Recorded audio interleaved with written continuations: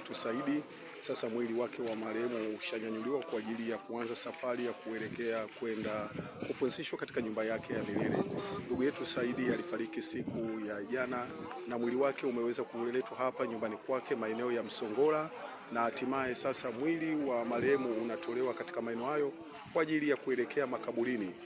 Waombolezaji wakiwa kwa wingi kabisa, wakiwa wameupokea mwili wa mpendwa wetu, wakiwa na nyuso za machozi, nyuso za unyonge, lakini ndiyo maisha jinsi yalivyo. Katika historia yake maisha ya Saidi, alikuwa ni dereva wa magari makubwa, aliendesha magari makubwa ya mikoani na nje ya nchi, na sasa mwili wake unaondolewa hapa kwa ajili sasa ya kupelekwa kwenda kuzikwa.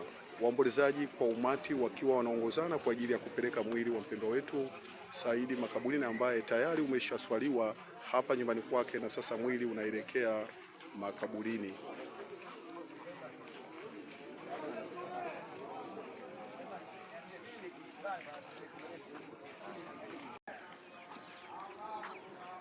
Mwili wa Saidi sasa ukiwa unaelekea makaburini baada ya kuswaliwa na mashehe. Sasa waombolezaji wakiwa wamechukua mwili wa mpendwa wetu kwa ajili ya kuweza kupeleka makaburini, ambapo ndipo utakapokwenda kupumzishwa katika maisha yake mpaka hapo ufufuo utakapokuwa umepatikana.